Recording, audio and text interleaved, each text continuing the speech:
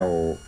อันเป็นสรณะที่เปิ่งที่เคารพนับถืออันสูงสุดใน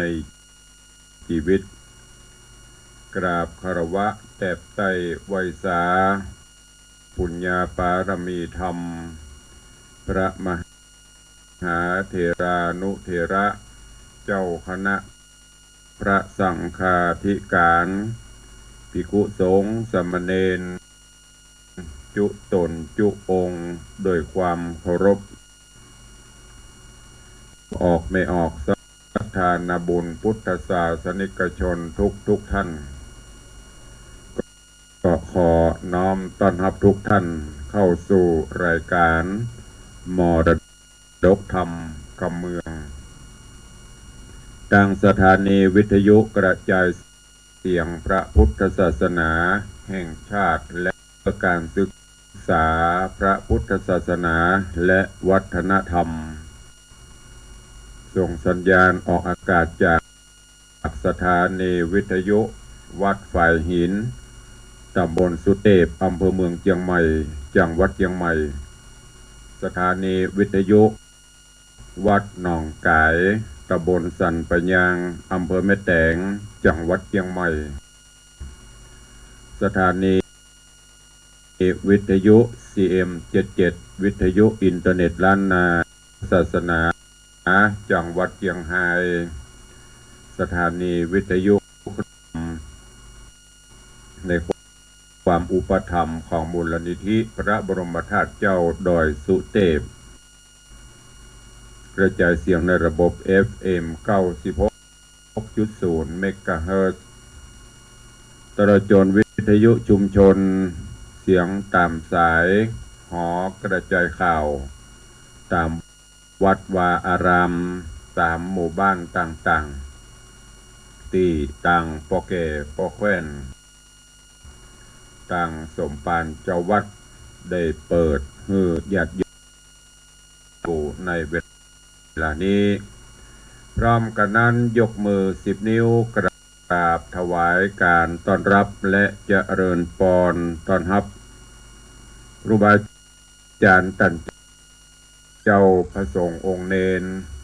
สาธุชนญาติโยม FC แฟนรายการทุกท่าน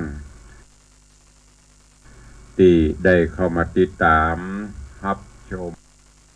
รับฟังทั้งภาพและเสียงการไลฟ์สดต่าง Facebook ไลฟ์ของสถานีมรดกธรรมวัดวังสิงคำต่างทีวีวัดฝ่ายหินต่าง YouTube ต่าง104ธรรมะใครเครียดและหน้าจอ Facebook ไลฟ์ของญาติโยม FC แฟนรายการที่ได้เข้ามาแล้วกดแชร์บุญแชร์เสียงธรรมอุ้งในกลุ่ม Facebook ของทุกท่านมีทุกสถานีเจ้าหน้าที่ช่างเทคนิคทุกท่านที่ได้เมตตาถวายเวลาและควบคุมการกระจายเสียงทางภาพและเสียงในเวลานี้กราบขอบพระคุณครูบาอาจารย์และอนุโมทนาขอบคุณกับ FC แฟนรายการทุกท่านที่ได้ติดตามรับชมรับฟังและให้กำลังใจทางต่าง Facebook ไลฟ์ทางต่างสถานีวิทยุทุกท่านตัวเองรายการนี้ดำเนินโดยกล่าวกับผมอาจพรเจ้าคณะตำบลประแดดเจ้าอาวาสวัดวังสิงคำตำบลประแดดอำเภอเมืองเชียงใหม่จังหวัดเชียงใหม่เป็นผู้ดำเนินรายการ ก็ต้องขอสุมาอภัยก็คงจะเป็นเช่นนี้เพราะว่าอากาศจะเย็นเสียงอาจจะบ่ค่อยปกติมีกระแอมกระไอแฮมอย่างออกไปก็ขอสุมาอภัยครูบาอาจารย์และญาติโยมทุกท่านด้วยเนอะขึ้นมา ถึงวันพระวันศีลก่อนที่จะได้บรรยายธรรมก่อนที่จะได้นำสิ่งดีๆสู่ญาติโยมนั้นก็จะได้นำป่าทุกท่านเข้าเฝ้าองค์พระผู้มีพระภาคเจ้าโดยการไหว้พระนบธรรมกันฉะนั้นโอกาสบัดนี้เชิญชวนทุกท่านกลั่นจิตให้ใสกลั่นใจให้สะอาดเข้าเฝ้าสมเด็จป่อคือองค์พระผู้มีพระภาคเจ้าแล้วก็จะได้รับสิ่งที่เป็นมังคละมงคลเข้าสู่ตนสู่ตัวในการรับบัดนี้เนอะนิมนต์แล้วก็ทำพร้อมอิมินาสการนะพุทธังอภิปูชยามิอิเตนะธัมมังอภิปูชยามิอิมินาสการนะสังฆังอภิปูชยามิอะระหังสัมมาสัมพุทโธภควาพุทธังภควันตังอภิวาเทมิสวากขาโตภควตาธัมโมธัมมังนะมัสสามิสุปฏิปันโนภควโตสาวกสังโฆสังฆังนะมามิหันธรรมยังพุทธัสสะภควโตบุพภาคณมกาลังกะโรมะเสนะโมตัสสะภะคะวะโตอะระหะโตสัมมาสัมพุทธัสสะนะโมตัสสะภะคะวะโตอะระหะโตสัมมาสัมพุทธัสสะนะโมตัสสะภะคะวะโตอะระหะโตสัมมาสัมพุทธัสสะอิติปิโสภะคะวะอะระหังสัมมาสัมพุทโธวิชชาจรณะสัมปันโนสุขโตโลกวิทูอนุตตโรปุริสะธรรมสารถิสัทธาเทวมนุษสานังพุทโธภควาติสวากขาโตภควตาธัมโมสันทิฏฐิโกอากาลิโกเอหิปัสสิโกโอปนะยิโกปัจจตังเวทิตปโปวินยูหิติสุปฏิปันโนภควโตสาวกสังโฆอุชุปฏิปันโนภควญาณิโกสาวกสังโฆสามีจิปฏิปันโนภควโตสาวกสังโฆยะทิทางจัตตาริปุริสายุคานิอัฏฐาปุริสาปุคลาเอสะภะคะวะโตสาวกสังโฆอาหุนยโยปาหุนยโยทักขินยโยอัญชลีกาลนิโยอนุตตรังปุญญเขตังโลกัสสาติ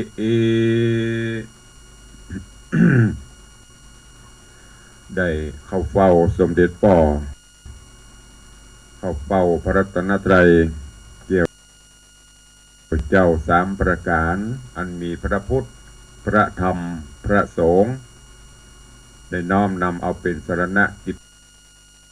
เบิ่งที่เคารพนับถืออันสูงสุดในชีวิตแล้วต่อสมถากายวาอัมพุทธัสสะนะโมตัสสะภะคะวะโตอะระหะโตสัมมาสัมพุทธัสสะนะโมตัสสะภะคะวะโตอะระหะโตสัมมา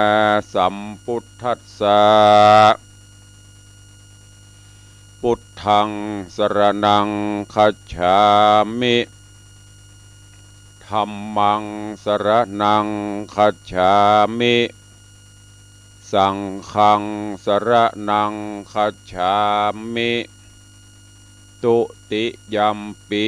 พุทธังสรณังคัจฉามิตุติยัมปิธัมมังสรณังคัจฉามิ ตุติยัมปิสังฆังสรณังคัจฉามิตติยัมปิพุทธังสรณังคัจฉาตุติยัมปิสังฆังสรณังตติยัมปิพุทธังสรณังคัจฉามิตติยัมปิธัมมังสรณังคัจฉามิตติยัมปิสังฆังสรณังคัจฉามิปานาติปาตาเวระมณีสิกขาปะตังสมาติยามิอะตินนาตานาเวระมณีสิกขาปะตังสมาติยามิกาเมสุมิจฉาจาราเวระมณีสิกขาปะตังสมาติยามิมุสาวาตาเวระมณีสิกขาปะตังสมาติยามิ สุราเมรยะมัชฌะปมาทัฏฐานาเวระมณีสิกขาปะตังสมาติยามิอิมา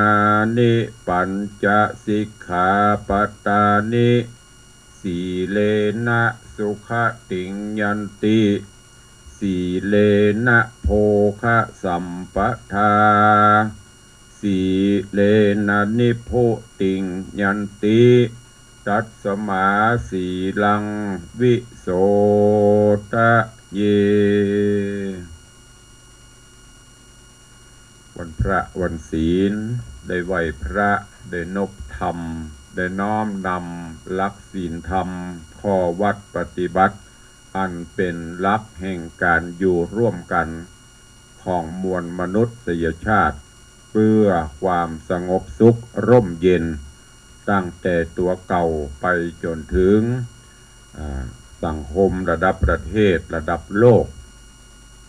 โดยการน้อมนำเอาศีลเอาธรรมหลักปฏิบัติมาใช้ในการดำเนินชีวิตประจำวันศีลธรรมไม่กลับมาโลกาจะวินาศญาติโยมทั้งหลายฝากไว้เราจะต้องมีศีลมีธรรมน้อมนำเอาหลักศีลข้อวัดปฏิบัติมาใช้ในการดำเนินชีวิตประจำวันงดเว้นจากการเบียดเบียนชีวิตบอกว่าจะเป็นชีวิตสัตว์ชีวิตคนเราก็ฮักชีวิตเฮาเปิ้นก็ฮักชีวิตเปิ้นต่างก็รักนวลกวดรักนวลสงวนตัวต่างก็กลัวตายเหมือนกันทั้งนั้นเฮาบ่ไปลักเล็กขโมยน้อยบ่ไปปล้นไปจี้เปิ้นบ่ใหญ่ยิบหั่นสวยหนี้ของเปิ้น บ่ไปประพฤติผิดในลูกในเมียในสิ่งไม่หย่าไม่ยิงที่เปิ่นมีผู้ปกครองที่เปิ่นห่วงแหนเฮางดเว้นจากการใส่ร้ายไปสียุโยงปลุกปั่นยุแยงตะแคงหัวบ่ได้จุไล่หลอกลวงเปิ้นจุไล่อับทรัพย์สิ่งของไผเฮางดเว้นจากการเสพสุรายาเสพติดต่างๆบ่ได้เข้าสู่จิตบ่ได้เข้าสู่ร่างกายเฮาถ้าทุกคนทุกท่านมีศีล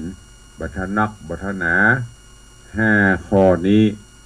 โลกนี้จะน่าอยู่สังคมนี้จะมีความสุขสถาบันตั้งแต่ครอบครัวขึ้นไปจนถึงระดับโลกก็จะมีความสุขฝากไว้กับทุกท่านในวันนี้เนอะ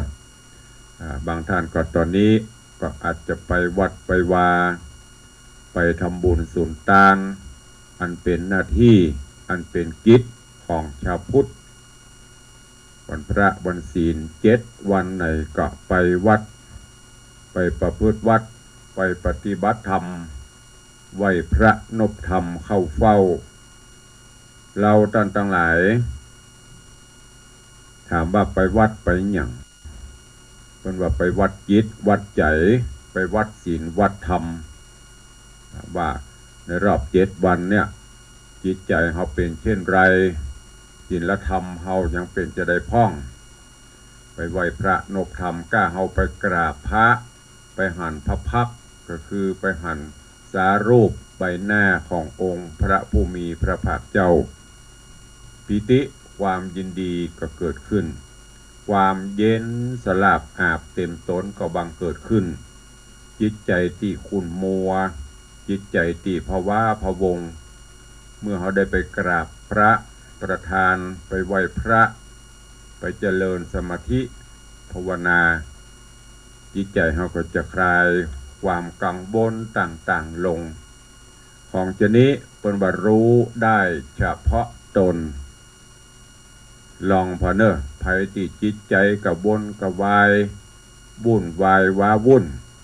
ตั้นทั้งหลายลองไปปฏิบัติลองไปไหว้พระลองไปนบธรรมแล้วเราจะได้ซึมซับความเย็นในที่นี้ไม่ได้เย็นน้ำแข็งเย็นจิตเย็นใจของเราลองไปก่อน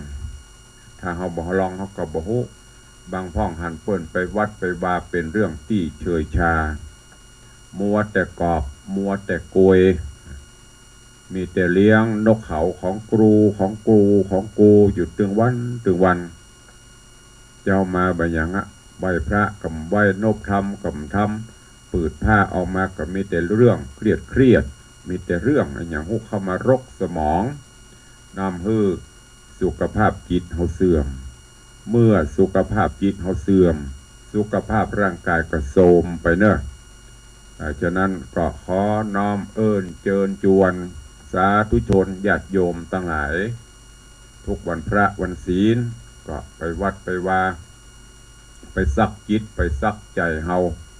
การซักจิตชำระใจนั่นเฮาจะเอาแฟบเข้าไปใส่ก็บ่ได้จะเอาน้ำยาปรับผ้านุ่มเข้าไปถอกก็บ่ได้ต้องใจศีลใจธรรมอันเปรียบเสมือน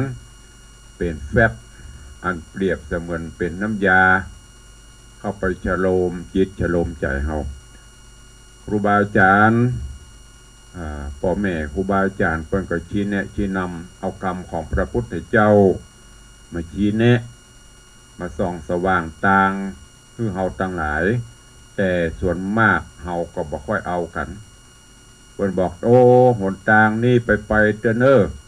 เพิ่นกำลังแปลงเพิ่นกำลังซ่อมเพิ่นกำลังขุดมันเป็นบลกคกคักเป็นครุขระ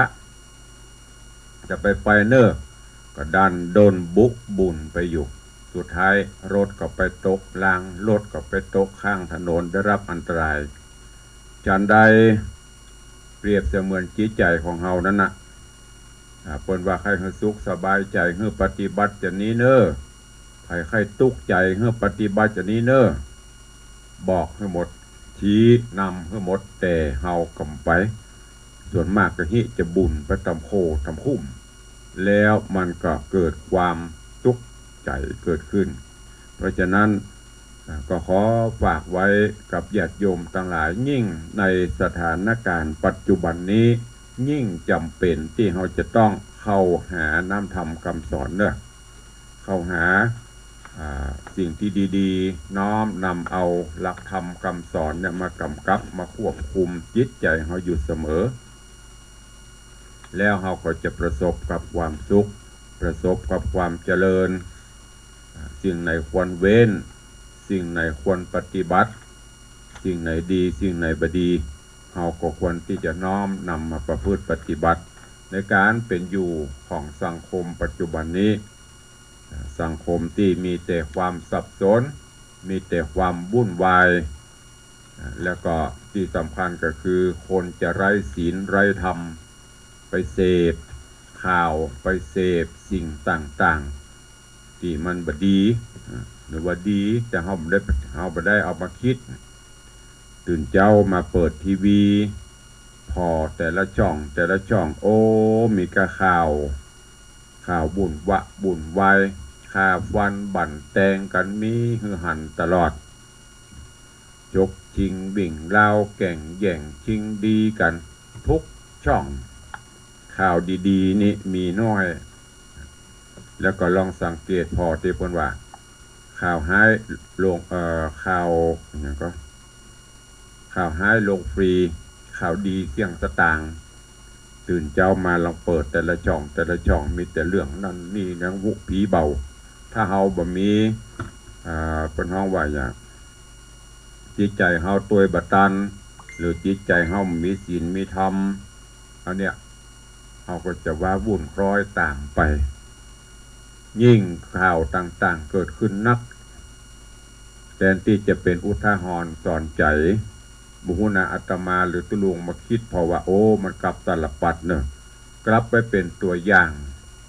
โดยเฉพาะอย่างลูกหลานเยาวชนเนี่ยหันข่าวหนึ่งก็คือไม่ได้คิดพิจารณาไปตัวเองข่าวเพิ่นก็มาเสนอเพื่อที่จะเป็นอุทาหรณ์แต่ตรงกันข้ามกลับไปเป็นตัวอย่างส่วนนักสักเที่ยวกับมาเกิดพอคนเดียวนะญาติโยมท่านสาธุชนทั้งหลายหมูหน่อยตุลุงจะกึดไปว่าให้ลองปรับเปลี่ยนอันนี้กึดพอคนเดียวนะลองปรับอย่างตุลุง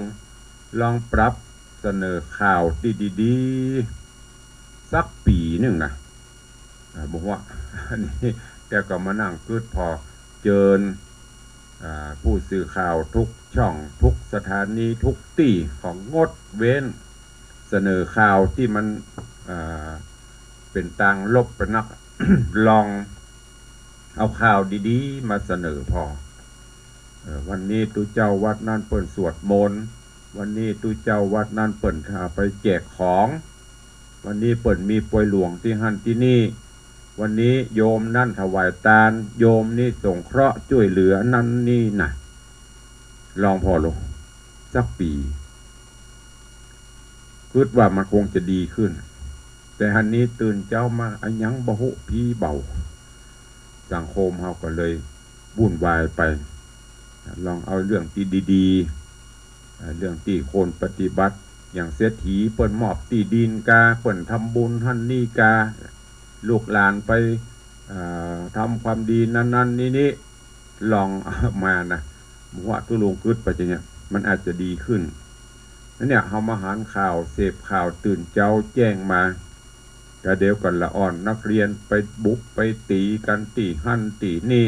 ก็เดี๋ยวก็ต่างสถาบันเนี่ยนั่นนี่ก็เดี๋ยวก็ลูกเต้าโอ้ประเด็นนี้บดูละข่าวหัดเสพนักลำไปกับบดีบดูลำไปกับบดีเขาต้องรู้จักแยะที่สำคัญก็คือต้องเอาศีลเอาธรรมเข้ามาชำระมาล้างมาช่วยหลักธรรมที่สัมพันธ์อย่างที่หิริคือความละอายโอตตปะก็คือความเกรงกลัวถ้าเรามีความหิริมีความละอายต่อบาปมีความละอายต่อสิ่งที่จะเกิดขึ้นมันก็จะลด ดีกรีลดความที่เขาจะเราแสวงหาเรานั้นลงพ่องโอตตัปปะความเกรงกลัวต่อผลกรรมที่มันจะเกิดขึ้นนะโลกก็จะน่าอยู่และที่สำคัญอย่างที่บอกไปแต่เกี้ยก็คือศีลธรรมน้อมนำเอามาอย่าไปเป็นชาวพุทธตามสำเนาทะเบียนบ้านนะเป็นได้ตุลุงนับถือศาสนาพุทธแต่เขาไม่ได้ปฏิบัติไหวพระนบธรรมกำธรรมบ่ไหวกันอย่างที่ตุลุงเนิมเอาธรรมเมืองมาเตดบางคนนอนบ่ห่มผ้าบางคนก็ขี้บ่ล้างก้นอย่างนอนบ่ห่มผ้าอย่างที่เคยเล่าให้ฟังบางคนถามสู่เขานอนเมื่อคืนห่มผ้ากันนี่โอ้ห่มกับตุลุงเปิดแอร์มันหนาวห่มพัดตัวคนแกะซื้อแม่สายพุ่นมากระโลกแบบจัมโบ้อุ่นดีอันนั้นคือห่มกายแต่ห่มจิตห่มใจเขาไม่ได้เอามาก็คือบ่ไหว้พระบ่นบธรรมอย่างละจะนอนก็นอนตื่นเจ้ามาก็สุมาเตอะผ้าห่มผ้าตวบก็บ่ตบบ่พับละเท้ายันตีนปืดกับมือตีนปืดป้องข้างอกโยกลุกแล้วไปแผ่ก็เข้าสุมาเตอะเข้าห้องน้ำห้องท่าก็เดี๋ยวก็จะชอบกินกาแฟหนุ่งผ้าหนุ่งครัวกับละอันเก่าว่าท่านไปละอันเนี้ยมันเกิดเลยเครียดลองปรับพฤติกรรมใหม่ตื่นเจ้ามาลุกเจ้ากว่าปกติเห็นน้อยเพื่อเวลาไว้ใจขลักปักปิก7 โมงยังไม่ลุกเตื้อแล้วก็จะต้องเข้างาน8 โมง7 โมงไปลุกมาฟังอันนั้นแหละลองตื่นลองปรับเปลี่ยนอย่างครูบาอาจารย์พระสงฆ์องค์เจ้าเพิ่นทำกันเนอะตื่นเจ้าบริหารร่างกายแกว่งแขนกายืดเส้นยืดสายกาเหี่ยสัก5 นาที10 นาทีสูดอากาศยามเจ้าบริสุทธิ์เสร็จเรียบร้อยก็ไปทำกิจวัตรส่วนตัวเข้าห้องน้ำห้องท่าอาบน้ำอาบน้องขับถ่ายอย่างต่างๆของเก่าของเสียตัวเอาเรียบร้อยแล้วมันเย็นสบายแต่งตัวหนุ่งผ้าเสร็จก็ถ้าจะจิบกาแฟจะจิบชาก็เนี้ยไปจากนั้นก็ไหว้พระหรือไหว้พระนบธรรมเหียก่อนไหว้พระนบธรรมไหว้กุลป่อไหว้กุลแม่น้อมนำหรือว่าเจิญสิ่งดีๆเข้าสู่ตนสู่ตัวเหียก่อนจากนั้นก็เตรียมพร้อมกึดจะไปเนี่ยการลืมไอ้อย่างพ่องเตรียมให้มันพร้อมที่สำคัญก็คือเขาได้ไหว้พระนบธรรมจิตใจเขาเบิกบานจากนั้นก็ไปเนี่ยการอันเนี้ยโยมตั้งหลายลองเอาปฏิบัติเนอะมันจะทำให้อย่างที่ดีๆเกิดขึ้นแต่ส่วนมากเขาไม่ได้ปฏิบัติถามจะมาว่าทำมาเจ้าอย่างพ่องมันเวลามันน้อยตุลุกนะเวลามันบ่น้อยนะ24 ชั่วโมงเหมือนเดียวกันอย่างตุลุงเคยบอกอย่างที่ครูบาอาจารย์เคยแนะนำทุกคนมีเวลา24 ชั่วโมงเหมือนกันหมดแม้กระทั่งอย่างตุลุงอาตมาเนี่ยเมื่อคืนไปเตะทำเพิ่นไม่ได้เผื่อเวลาหรอกโอ้ตุลุงพอไปเตะทำไม่ได้พักเผื่อเวลาเพิ่นกับเผื่อได้เต่ากันหมดแต่เราต้องบริหารเวลาให้มันดีอย่างจะไปเนี่ยการงานเพื่อเข้า8 โมงเฮาก็ลุกเจ้าเห็นหน่อยหนึ่งกวาดบ้านเพี้ยวบ้านเจ็ดถูอู้ลูกอู้เมียอันนี้จำเตี้ยผัวไปเนี่ยการละเมียยังบ่ลุกเด้อเมียไปเนี่ยการละผัวยังบ่ลุกแต่วันบ่ได้ปบบ่ได้ปะกันลูกเต้าเราหลานก็บ่ได้ปบกันอันเนี้ยสังคมก็เลยบุ่นวายเมื่อคืนก็เช่นเดียวกันจะไปนอนดึกเกินไปสุขภาพเขาไม่ค่อยดีเสื่อมเสียสุขภาพเปิ้นก็แบ่งเวลาฮื้อหมอกปอและที่สำคัญอย่างที่บอกปฏิกิริยามะเร็งมากาครอบครัวลูกเต้าพ่อแม่กินข้าวกินน้ำพร้อมหน้าพร้อมตากัน อู้กันไปแต่จะไปสอนลูกนะขันเข้าเนอะเพราะว่าบดีจะสอนลูกสอนเต้าจะไปอบรมในขันเข้าบางพ่องนั่งโต๊ะกินข้าวไปตัวจมไปตัวน่ะจมอย่างละอ่อนมันหวัง เดี๋ยวกำลังหิวข้าวก็หิวป่อแม่มาจุ่มแบบนะเดี๋ยวมันลุกละมันเริ่มจะเครียดกำจัดนี้ก็กินข้าวกินน้ำอิ่มน้ำสำราญมานั่งดูทีวีนั่งดูหนังกันก็ลวดเลือดอย่างกันโอ้วันนี้เป็นได้พ่องลูกจ้ะวันนี้ไปโรงเรียนกับไปเนี่ยการเป็นจะได้พ่องลูกอบรมลูกอยู่เป็นกู้เป็นกิมจากันสัก5 นาที10 นาทีจะไปว่ามันไม่ได้ตุลุงตั้งคนก็ตั้งไปนะมันไม่ได้ก็คือไม่ได้เสร็จแล้วถ้าเป็นไปได้ก่อนจะนอนบางห้องก็มีห้องพระเอาไว้ประดับบารมีไปได้โอ้ห้องพระบางที่ใหญ่แล้ววัดก่อนพระเจ้าพัดเนี่ยเต็มมันแต่ถามว่าไหวก็ไม่เลยไหวพระกับไหวนบธรรมกับเนี้ยอันเนี้ยที่ว่านอนบะโฮมผ้าอย่านอนก็นอนเลยลองอาตมาขอแนะนำญาติโยมสาธุชนทั้งหลายเนอะลองไหวพระนบธรรมถ้ามีลูกมีเต้าก็จวนกันไปนั่งหน้าห้องพระไหวพระอย่าสัก3 นาที5 นาทีก็ยังดียังไม่ได้อย่างแห้งก็อัลละหังสัมมานี่ก็สุดยอดละไหวพระแล้วเอาสิ่งดีๆเข้าแล้วก็นอนรับรองว่าคืนนั้นจะไม่ได้ฝันหายรับรองว่าคืนนั้นจะรับสนิทรับดีบารมีคุณพระคุณเจ้าเพราะจิตใจเฮาพอไปไหว้พระสิ่งต่างๆมันลดลงคลายลงอันนี้ฝากไว้กับสาธุชนญาติโยมทั้งหลายเนอะถึงแม้จะเป็นเรื่องเล็กๆน้อยๆแต่เฮาอาจจะมองข้ามไปท่านทั้งหลายลองเอาไปปฏิบัติแม้กระทั่งเฮาไปเปิดร้านค้าร้านขายก็เหมือนกันตั้งสติให้ดีก่อนที่จะเปิดร้านแล้วก็ลองไหว้คุณพ่อคุณแม่ไหว้พระรัตนตรัยไหว้เจ้าตี่เจ้าตางเสร็จแล้วก็ทำสมาธิจิตแผ่เมตตาต้อมจิตต้อมใจและในวันนั้นตลอดที่เฮาขายครอบขายครัวก็คือรักษากายวาจาใจโดยการมีศีลมีธรรมรับรองว่าการขายก็จะดีขึ้นจำเตียวโคดเนี่ยพระเจ้ามาบ่ได้ไหว้พระบ่ได้นบธรรมป่ายปอโคดกระตึงป่อมันแม่มันอย่าพกความโคดไปที่ทำงานแน่กระเศร้ากระหมองแน่กระบูดกระบิวอารมณ์ก็บ่แจ่มใสไผถามก็ปากบ่ม่วนไปเปิดร้านขายครัวก็กระโจกโหกหักไผที่ไหนจะไปมาไผที่ไหนจะไปมาซื้ออันเนี้ยเพราะอะไรไงเพราะเรามีความโลภความโกรธความหลงอยู่ในจิตในใจเขาก่อนบ่ได้เอาศีลบ่ได้เอาธรรมบ่ได้เอาธรรมะมาชำระล้าง ลองพอแล้วจะบอกว่าโอ้ตุลุงข้าเจ้าเอากรรมที่ตุลุง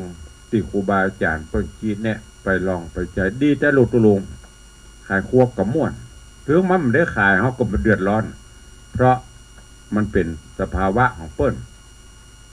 การขายกันอย่างบางวันกับม่วนบางวันกับบอกอยู่ตัวมันเป็นธรรมดาถึงเขาไม่ได้กำไรถึงวันอันนี้มีไผ่ตุกอันนี้ก็ฝากไว้เนอะญาติโยมทั้งหลายที่ดูรายการที่ฟังก็ลองเอาไปใช้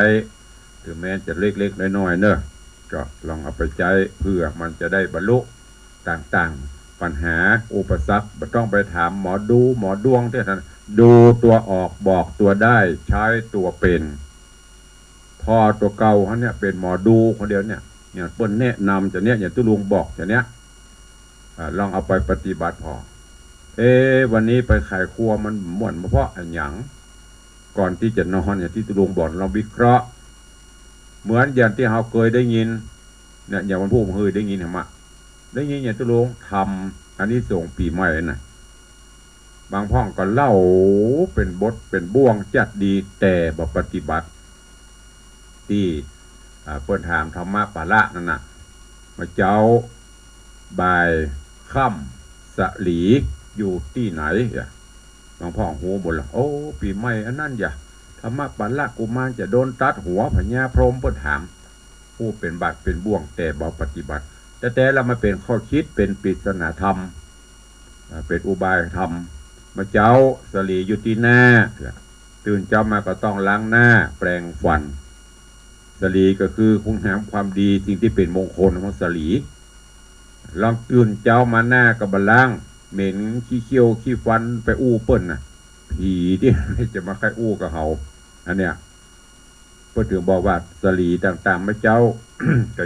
อยู่ที่หน้ากับล้างหน้าแปรงฟันอาบน้ำอาบท่ายามบ่ายมาเราอยู่ไหนอยู่ที่หน้าอกถ้าเป็นธรรมะคนแปลคนก็อธิบายว่าคือหน้าที่โอ้เกิ่งวันละลูกตั้งแต่เจ้ามาถึงประเด็นนี้อย่างพ่องประมวลเหตุการณ์ที่มันผ่านมาตอนค่ำอยู่ที่แข้งอยู่ที่ตีนล้างตีนก่อนเข้าหลับพนอนก็คือชำระเรื่องราวต่างๆในรอบวันให้มันหมดไปแล้วเขาจะนอนสบายอันเนี้ยธรรมะนะทุกอย่างนะที่ครูบาอาจารย์นักจัดรายการพระมหาเถระครูบาอาจารย์พ่อแม่เพื่อนนำมาชี้แนะชี้นำนะก็จะไปฟังเอาม่วนนะนั่นตุลุงเคยบอกฟังแล้วก็คือเก็บแกะก้อนไก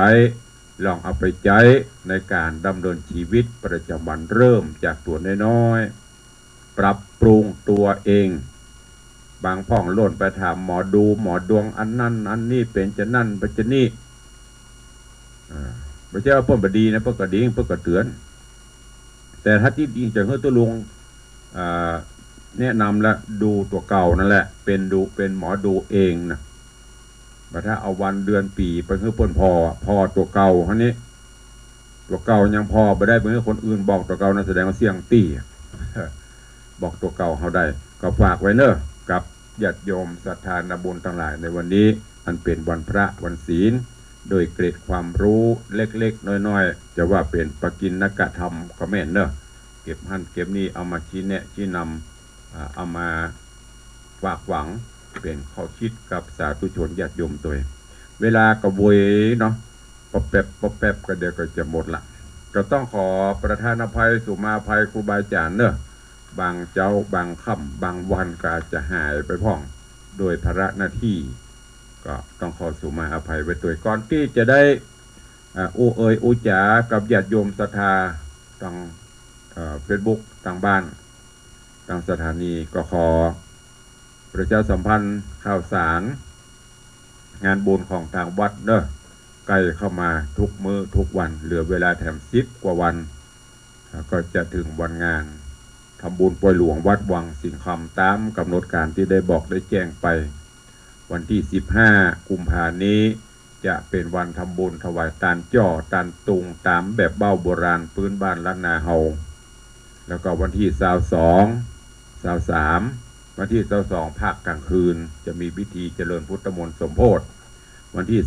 23เป็นวันโอกาสหยาดน้ำใหม่ตาลวันที่24เป็นวันโต๊ะแต่งดาขัวกินขัวตาลญาติโยมศรัทธาที่บ้านวันที่25ก็จะนำเครื่องตยตาลขัวกินขัวตาลบ้านเข้าร่วมทำบุญก็อาจจะมีหัววัดมาพ่องวันที่26เป็นวันสุดท้ายหัววาประมาณ400 กว่าหัววัดจะได้นำพวกกินพวกตาลเข้าร่วมทำบุญเนอะการนี้ก็ขอเจริญปอนเชิญจวนสาธุชนญาติโยมทั้งต่าง Facebook ไลน์เนอะ FC ในรายการ Facebook ไลน์ที่เข้ามามาชมก็อย่าไปลืมมีเวลาก็มาร่วมกันตลอดจนญาติโยมที่ฟังอยู่ต่างสถานีวิทยุตัว ก็วันนี้ก่อนที่จะได้ตักได้ตายญาติโยมก็ขออนุโมทนาบุญขอบคุณเนอะกับสถานที่มาร่วมบุญกุศลด้วยกันขอบคุณกับโยมป่อสุจักรพรหมเสนร่วมทำบุญต้นเงินต้นใหญ่ต้นหลวงต้นสำเภา600 บาทร่วมทำบุญตุงแหม4 ตัวรวมเป็นเงิน 1,000 บาทโยมแม่สุกแก้วคำอ้ายบ้านสีโพธารามร่วมทำบุญยอดตาลปวยหลวงเรือสะเปาต้นหลวง200 บาทโยมแม่ครูคุณโยมก็ตะวาลืมครับจังบัดให้เอาใจไว้ป้ออินพัดป้อพัดอุ่นผูกบ้านกรวยลำปางร่วมทำบุญหอมขวดตาลหลวง 1,000 บาทอาหาร เพน1 โต๊ะแล้วก็รวมเป็นเงิน 2,500 บาทเนอะสาธุอนุโมทนาบุญตัวขอบคุณกับโยมจันทิพย์โยมลำดวนนางสาวการเทวีกันทวงศ์ร่วมทำบุญตุงใหญ่2 ตั๋วแล้วก็ร่วม สังฆทานหัววัด2 ชุดอุทิศกุศลปนันเฮือนแม่จันทราปัญญาแดงอุ้ยเกี้ยวห้อมปัญญาแดงนาจำรัดเกียรติยศปัญญาและก็ร่วมเป็นเจ้าภาพทรายแห่ม1 ลำ 2,000 บาทขอบคุณโยมพี่นงเยาขันฤทธิ์ร่วมทำบุญหัววัด1 วัด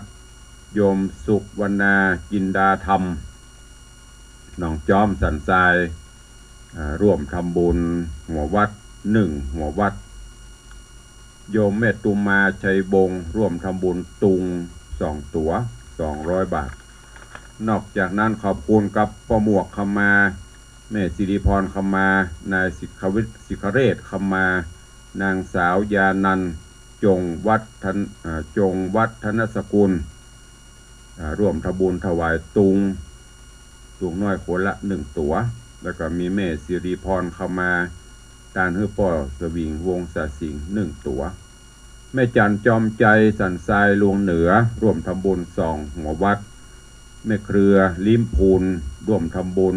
2 หัววัดในบ้านเขื่อนแม่กวงทุ่งมะนิ่วดอยสะเก็ดแล้วก็มีโยมแม่อุ้ยมอนจันคำแสงบุญมาแล้วเนอะอุ้ยมอนจันคำได้รับเรียบร้อยแล้วก็ฝากของที่ลึกไปให้เรียบร้อยโยมแม่อนงบุญยวงร่วมทำบุญหัววัดอุทิศไว้ไปแน่แล้วก็อุทิศฮือกับไปแม่ธรณีเจ้าตีบ่เกิดไม่เกิดรวม2 วัด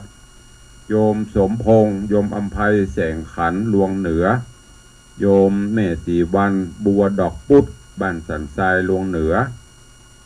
โยมเหรียญทองบุญเย็นขอบคุณกับโยมบัวชุมบุญสนธิโยมเพนสีอุปทานถ้าผิดถูมาเด้อเพราะเพิ่นเขียนวัดอ่านยากหน่อยโยมแม่จันสีข่าวสวยตุ่งมะนิ่วดอยสะเก็ดรวมทำบุญตัวขอบคุณโยมแม่สีจันคำปันหัวหน้าลิเกสมานชัยนาฏศิลป์ขอบคุณพ่อจันบุญมาแม่ตุ่นแก้วทาคำแปงพอถนอมครูจิตราทาคำแปงพร้อมลูกเต่าเนอะแต่ว่าได้นำปัจจัยมาร่วมถวายทานเก้าอี้2 ตั๋วอาหารเพล1 โต๊ะตุงแหม4 ตั๋วแล้วก็ร่วมเป็นเจ้าภาพทรายแหม1 ลำ 2,000 บาทนี้ยอดวัดตาหลวงก็ขอบคุณทุกท่านตัวก็ไปตักไปตายครูบาอาจารย์ญาติโยมตั้งบ้านตั้งจองก่อนเนาะในตอนนี้วันนี้เข้ามากันหลวงกันหลายต้องขออนุโมทนาขอบคุณด้วยเนอะก่อนอื่นท่านอาจารย์พระครูสมุวิศวัตรวรกิโจท่านผอ104ฝากขอบคุณญาติธรรมญาติโยมที่ได้ร่วมบำเพ็ญบุญกุศลศพของโยมป่อเพิ่นเนอะที่ผ่านมาที่บ้านโป่งใต้ตำบลโป่งยางคกงานเผาศพหรือว่าทรงสการตานขาบโยมป่อของท่านพระครูสมุวิศวัตรแต่เจ้าก็ฝากรายการมาขออนุโมทนาขอบคุณกำลังใจทุกกำลังใจที่ร่วมทำบุญด้วยเนอะก็ขอเจริญปอนคุณโยมสุมาลีพูดงามน้อมกราบสาธุเจ้าเจริญปอนโยมพินันล่าพินันจรันปิยาจันต้นไทยได้นักเราพินันเนาะถ้าอย่างแล้วนี่มันเขียวประเทศเป็นสีเทาละไปคุ้มมันนะขอบคุณเราพินันเนอะเจริญปอนโยมจรินทิพย์บุญเลิศน้อมกราบใบสาไปลืมเนอะป่วยหลวงมาร่วมกันนะเจริญปอนคุณโยมชิดชบากราบใบสาเจ้าสาธุเจริญปอนโยมแม่ปราณีพยัคฆ์ไข่หพลหนองแต้นสันปะตองเนอะกราบสาธุท่านเจ้าวันนี้วันพระวันศีลไปวัดสาธุอนุโมทนาบุญกับแม่ด้วยเนอะขอบคุณสำหรับของโปรดอุตส่าห์ดันโดนมาถึงลูกสาวปุณจากหนองแต้นมาส่งขอบคุณหลายๆเนอะเจริญปอนโยมบาลีอินทกูลเนอะ เจริญพรคุณโยมวาลีอินทกูลแล้วก็มีอันนี้อย่าง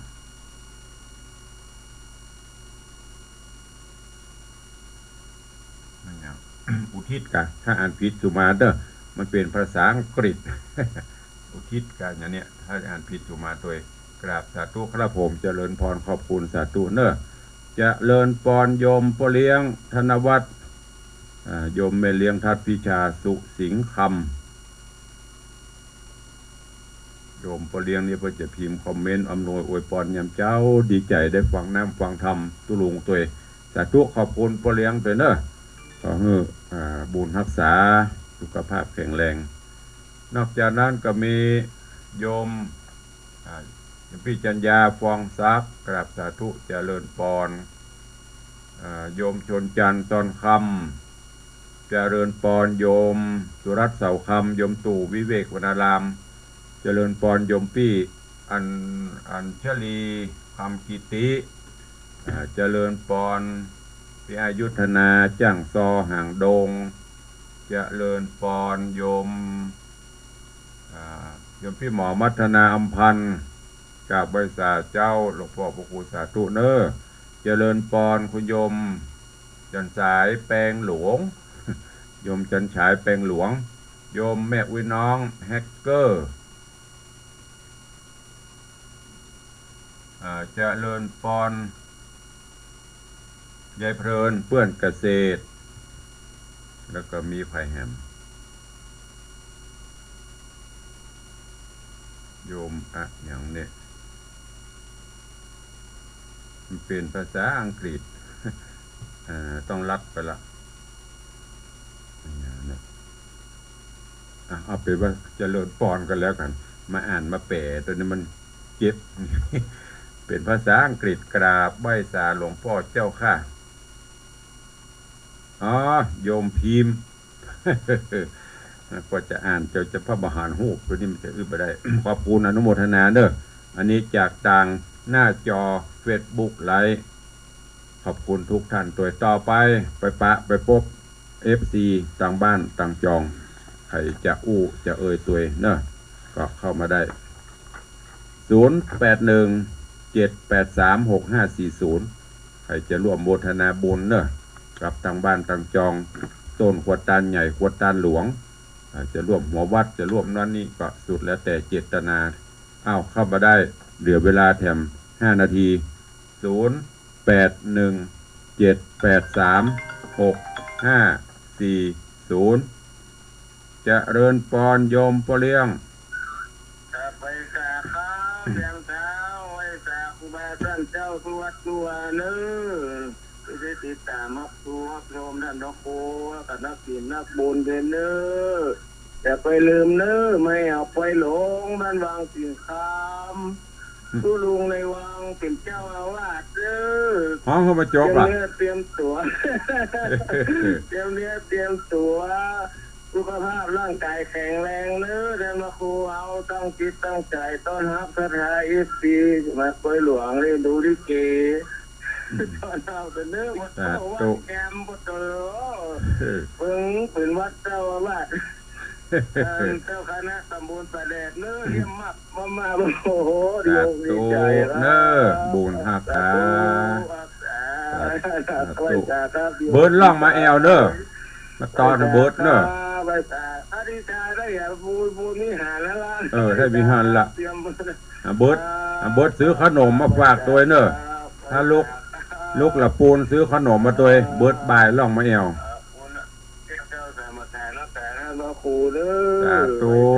สาธุเบิร์ดจะได้กินโอ้ยเบิร์ดจะได้ฉันทุเรียนละลักกินเอาวันนี้เบาหวานลดลงหน่อย ขอบคุณโยมพ่อเลี้ยงเนอะสายต่อไปพ่อเลี้ยงบอกว่าแอวไปลงบ้านวังสิงคำแม่เลี้ยงทัดพิจาเป็นแม่เลี้ยงนำมาละเจริญปอนอยู่บนโบสถ์นี่ว่าจะด้วยยังไปโลดมาอู้ในเพศบ่ก็ได้เดี๋ยวจะเฮืออู้โยมอย่างอู้แฟนคลับเอาก่อน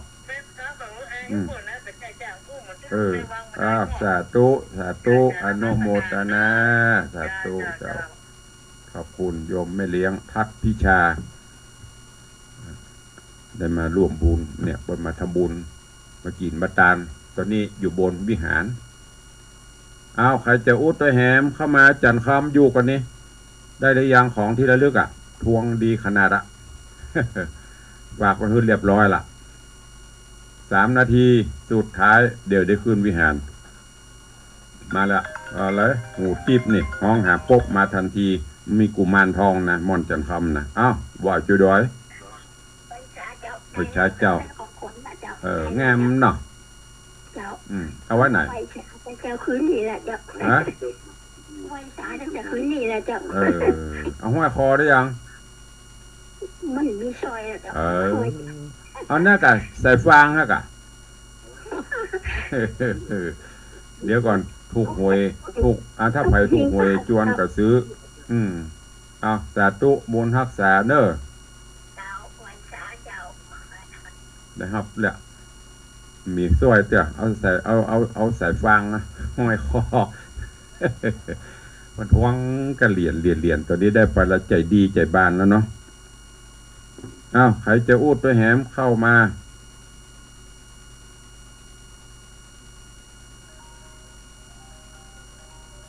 อ้าวจะเลินปอนปเลียงนรงว่าจะดอยฮัลโหลเจ็ดสกรรมนี่ยายโทรมาแล้วกับโอ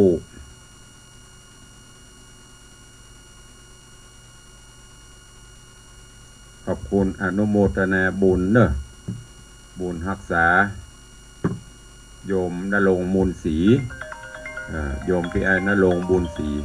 ขอบคุณตัวเจ้าของผู้จัดการบริษัทบุญศรีว่าได้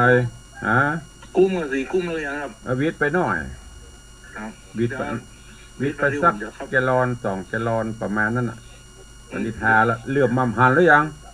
มันมาได้เข้าไปหอด้วยนะมันมีที่ผมเข้าไปซื้อนะมันมีเฟซเนาะถ้ามีเฟซเป็นลายลงมับไม่ขอบคุณทางเฟซตัวก็ขอบคุณละตอนนี้อยู่ไหนผมอยู่บ้านเนี่ยครับฟังรายการอยู่กะครับฟังอยู่ครับเดี๋ยวผมโทรมาถามตู้ลุงว่าหูกลัวมันวิทย์ไปไหนเป็นอย่างเขามักซักกับแกลลอน2 แกลลอนเนี่ยเอาไปลืมไปได้แต่มันก็กุ้มแล้วนะลืมที่ไหนมันดังนั่นไปได้ครับบื้อผมมันเข้าไปซื้อครับสาธุเนอะขอบคุณบุญรักษาก็ขอบคุณทำกรรมเนอะกับโยมเปียณรงค์มูลศรีท่านเจ้าของผู้จัดการบริษัทณรงค์คอนกรีตบ้านแม่คือโดยสเก็ตนี่ก็คนหนุ่มคนกำคนกิ่งคนตาลคนหนึ่งอันเนี้ยเปิ้นเอาเลี้ยงถามว่าไปซื้อที่ไหนไม่ได้ซื้อโยมณรงค์เปิ้นเอามาบริจาค20 หรือ20 แกลลอนเบเยอร์ลงคอนกรีตพิมพ์ลายมันหมองตอนนี้เลื่อมมากถ่ายรูปพอเลี้ยงพอตัวพอเลี้ยงเปิ้งใจก็ได้จะลงบ้านหมด ขอบคุณเด้อกับโยมณรงค์มูลศรีพร้อมครอบครัวตัวนี่กับบละกินตาลวัดวังสีคำสมัยเมื่อพ่ออุ้ยมีละพ่ออุ้ยก็เป็น FC แฟนพันธุ์แท้จนพ่ออุ้ยจากไปพี่ไอ้ก็ตัวมากับแม่อัมภัยกองราชแห่งกรรมวันนี้พี่น้องตาแม่คือนี่เหนียวแน่นอยู่กินห่วมตาลตึงโยมเปียณรงค์นี่เปิ้นจะโดยเฉพาะทางก่อสร้าง เปิ้นจะมีบริษัทรับเหมาก่อสร้างแปลงหัวแปลงเข่าเข็มแปลงเนี้ยไผจะแปลงยังก็โทรหาตุลุงก็ได้เนอะเบาหยาไหนเอาวันกับ%ร้อยละ20ปละ เล่นไปได้แปลงหัวแปลงหั่นแปลงนี่ติดต่อโยมณรงค์มูลศรีได้นี่ก็ขอบคุณเพิ่นเอาอย่างว่าน้ำยาเคลือบเงาเบเยอร์และเกอร์มาให้ถวายก็ขอบคุณตัวเอาแล้วเนาะวันนี้เวลาหมดเวลานำรายการจากไปก่อนเนอะขอคุณแก้วเจ้าทั้ง3ปกห่มทุกท่านตัวแล้วก็ตังของปเลี้ยงตัวของพี่ไอ้ณรงค์ตัวเนอะขอกิจการเจริญการกุ้งรุ่งเรืองเงินทองไหลมาเทมาทำการทำงานให้แกล้วกราดปลอดภัยจากอันตรายเนอะตลอดจนปออกไม่ออกศรัทธา FC แฟนรายการทุกท่านก็ขอความสุขสวัสดีจุงบังเกิดมีกับทุกท่าน อยู่ดีมีสุขเหมือนกันจุตนจุองค์เนอะยัตตาโรธรรมาวัตันติอา